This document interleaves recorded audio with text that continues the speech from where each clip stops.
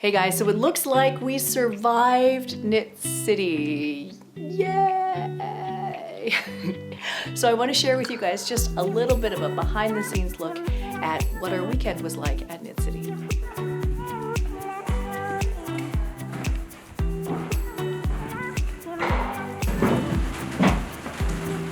is so much easier though.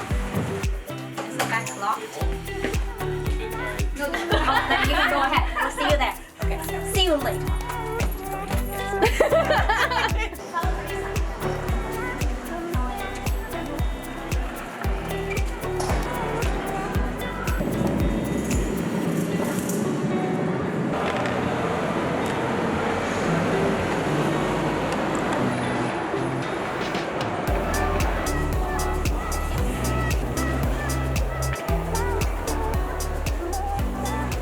Hey guys, thank you guys so much for being here. My name is Felicia from SweetGeorgia, and we are a hand-dyed knitting yarn company based in Vancouver in Canada.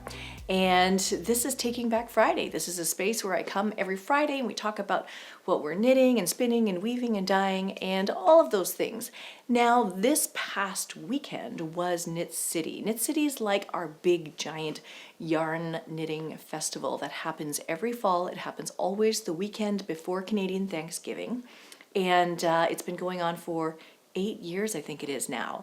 And so for the past couple of years, we have been sponsoring the Knitters Lounge at Knit City in addition to our booth. And so it's just sort of made our weekend, you know, bigger, more stuff going on, more activities and things like that. So I just wanted to share with you guys a little bit about what we did at Knit City this year. So Knit City is actually like a couple of different things happening all at the same time.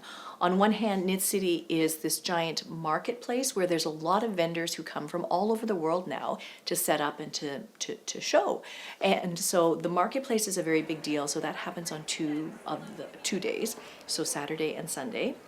And then Knit City also has an incredibly huge palette of workshops to attend. So they bring in fantastic instructors also from all over the world who come in and teach all sorts of fiber arts, whether it's knitting or this year there was punch needle. They talk about ergonomics for spinning with Carson Demers. There's all these different courses that you could take. And then also, as time has gone on over these past couple of years, Fiona and Amanda, who organize Knit City, have started to add more and more social events to the schedule.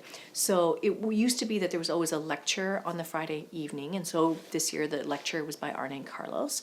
And this year they also, or last year they added a pub quiz, and so this year again there was a pub quiz. But then this year there was a new event, which was a knit night to be held the Thursday night before setup. Now for SweetGeorgia, our participation at Knit City is very much as a sponsor. And so we sponsor the Knitting Lounge. And so the Knitting Lounge or the Knitters Lounge is just a space where everybody can come and sort of hang out, sit, have their lunch, do some knitting, share what they've been working on, share what they're knitting, all these kinds of things. And so this year we started to also run additional events in the Knitting Lounge. And so this year we did a couple of demonstrations with the weaving demonstration. I did a weaving demonstration on my floor loom, and Jana came and she did a weaving demonstration for her tapestry looms.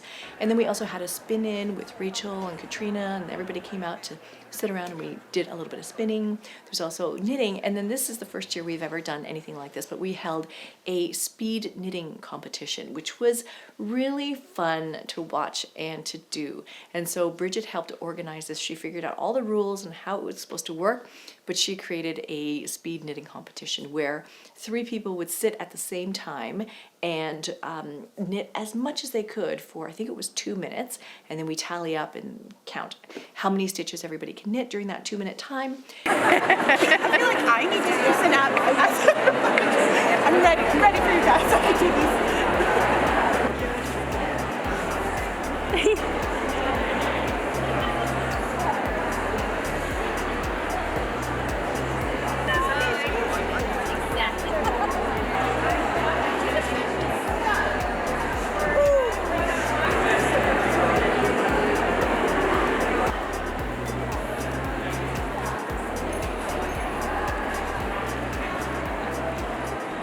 And then our winner, which we had to guess it was going to be her, but it's Valerie, local girl, who is a super, super, super fast knitter, and she won a shawl knitting kit, a party of 5 and a shawl kit for her speed knitting. So that was super fun to do.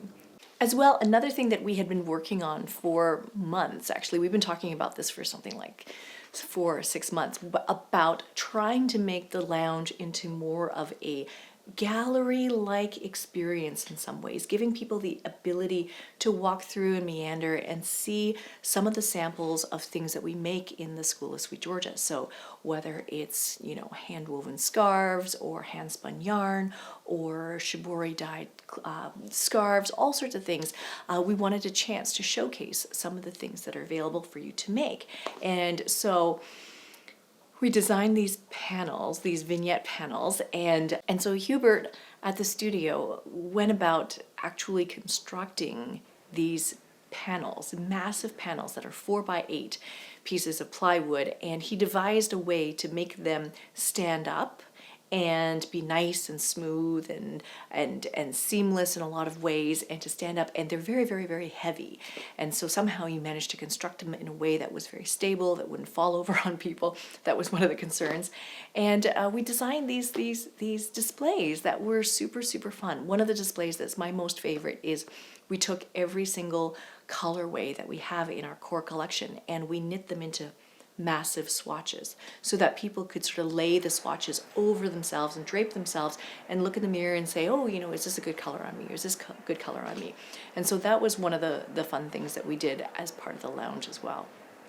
Now, this year we discovered that we signed up for a booth size that was larger than any other year that we've ever had a booth at Knit City. And I think we discovered this in the last 2.5 weeks before the actual event. We were looking at the floor plan, and we were looking at our floor plan, and then we were like, hey, we have an extra 10 feet that we didn't account for. And so we found a way to sort of spread out our stuff and add more stuff to our booth. So we were very happy about the extra room for that as well. So that was very, very fun. Now I just have a few snippets of what was in the marketplace because I didn't really have that much time to go around and talk with everybody. This year just everything was bigger, better, more everywhere. So that was very, very cool to see for sure, but there was just so much I couldn't see everything. I did manage to run around and pick up 2 things. One thing is something that I had been coveting for a while, and that was a shawl cuff. So basically you put your shawl on and then you wrap this around the 2 ends of the shawl so that way they don't come apart. It's a little bit different than using a shawl pin. I have a beautiful shawl pin, but I almost never wear it because I'm afraid of either impaling myself or my children. But this is very nice and safe. And so this is available at Knox Mountain Knitting Company, and they have solid cuffs, thicker cuffs, and then they have these double wrap cuffs which are really kind of like nice and minimalist and elegant. So I really, really like this one. This one looks like it's kind of like an oxblood color, so I'm really enjoying that. The other thing that I managed to pick up is a skein of this. Actually, there's more things that I picked up. The other thing that I managed to pick up in the marketplace was from Katrina at Crafty Jacks. She was posting on Instagram before Knit City this beautiful work that she had done where she had hand painted all of this fiber and then she sent it to a mill to have it processed into yarn. And so this is the yarn that came out of that process. You can take a look here.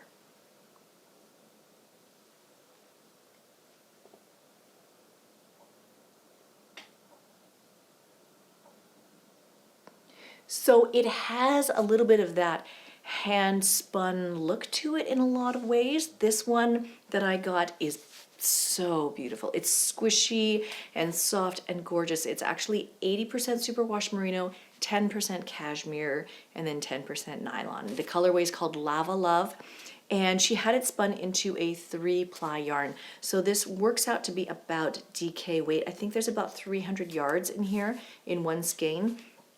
So I'm thinking about using this either as warp or as weft for some kind of a hand woven project, but it's just so squishy soft. It's amazing. Now, Katrina's husband, Eric, also started making spindles in the past couple of years.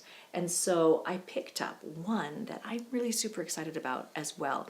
And so he's been making these spindles. They're available in a variety of woods, but the one that I got happens to be cherry. It's my favorite.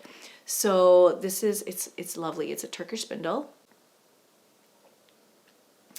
And because, you know, we have this spindle course coming out soon on the School of SweetGeorgia, and I've been really inspired by a lot of the Turkish spindles. And so I got another one here that is fun to play with. So this is really, really lovely, but that's basically all I got from Knit City. That's all I got.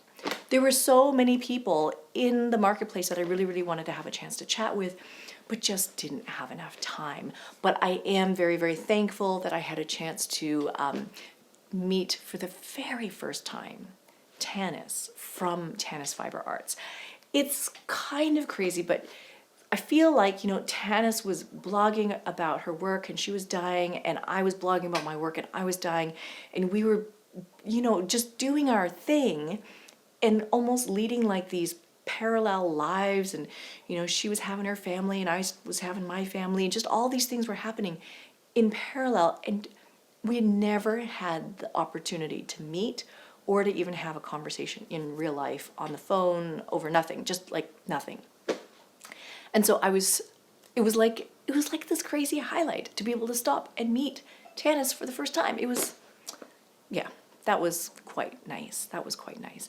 And then the other things that were quite nice was, you know, just having quick chats and stopping and talking with, you know, Julie from Julie Eslin and Amy at La Bien-Aimée. Amy I've been working with Amy for like a long, long time when she had her, well, she still has her yarn shop at Loisivete in Paris. And so we had first supplied yarn to her yarn shop in Paris like ages ago, before La Bien-Aimée. And yeah, so it's wonderful to see Amy again in person, because we just get to see each other very infrequently, like every couple of years or something like that. So that was all wonderful. I think that in the end is the best thing about Knit City. It's just the opportunity to see people that you may not see very often. Like even people that I know locally in our knitting and spinning and weaving community, like I see them maybe once a year at Knit City. And so that's why this event is so important. It's a big weekend, and it's not just a big weekend because, you know, we have a booth or because we host things or anything like that. It's just really, it's an opportunity for us to get together and see each other in person, have a chat. That's it. So on the Monday for the past 3 years, we have hosted a dyeing class at the studio, and it's fantastic. 15 people come to this class, and then we break them up into teams, and then they each dye 3 different projects. It's actually quite a intensive class. I'm always reminded that maybe it's too much stuff to dye in one class, but we dyed, this is one of the things that we dyed. We dyed a set of mini skeins. So everybody goes into the class with a package of mini skeins, and then they work in teams, and each team dyes one of the depths of shade of this mini skein set. And then at the end of it, Heather, who's at our studio, she's a dyer with us on our team, and she helps me distribute all of the finished mini skeins. So everybody goes home with basically a five shade mini skein set. So that's one of the things that they dye. And then they also do a couple of other dye application techniques. So there is one that is kind of like a layered skein where they're putting them into an immersion dye pot and then trying to add very thin layers of other colors and seeing how they mix and combine and what happens with that. So that is also a really, really fun skein to do. And at the same time, while those are cooking in the stoves on the top, they also do one that is an immersion, a low water immersion dyed project where they're pouring dye on top of a skein. So this is one that I did as a demo, and I actually quite like it. I liked how it turned out. And so a lot of times when I do these demos, I'm just demonstrating the technique. So I'm not really thinking about color or the design or anything like that. I'm mostly showing them how to apply the dye. And so in this case, I actually quite like this one. This one I dyed on the Bulletproof, and it could be something that will eventually go on a loom and get woven.